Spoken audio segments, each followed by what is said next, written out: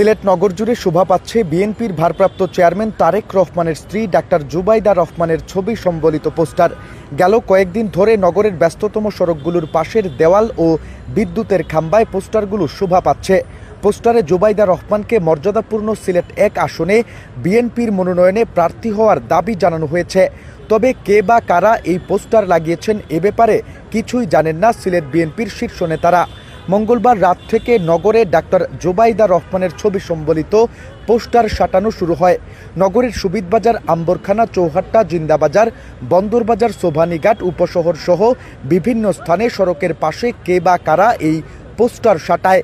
পোস্টারে জুবাইদা রহমান ছাড়াও জিয়াউর রহমান, খালেদা জিয়া ও তারেক রহমানের ছবি রয়েছে। পোস্টারে লেখা রয়েছে, বাংলাদেশের অহংকার, সিলেটবাসীর গর্ব ডাক্তার জুবাইদা রহমানকে বাংলাদেশের সর্বোচ্চ মর্যাদা ও সম্মানের সংসদীয় আসন সিলেট ১-এ সাংসদ হিসেবে আমরা অবহেলিত বঞ্চিত সিলেটবাসী আমাদের অভিভাবক হিসেবে দেখতে চাই।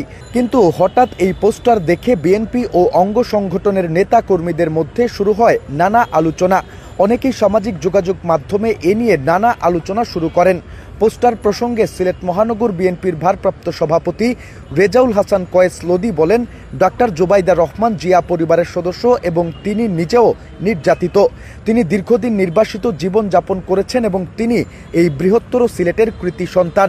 তিনি রাজনীতিতে আসা কিংবা নির্বাচন করা অথবা সিলেট ১ আসনে চাওয়াটা কোনো অপরাধ নয়, কিন্তু নাম পরিচয়বিহীন পোস্টার লাগিয়ে তাকে প্রার্থী করার দাবি জানানোর প্রক্রিয়াটি অত্যন্ত অস্পষ্ট।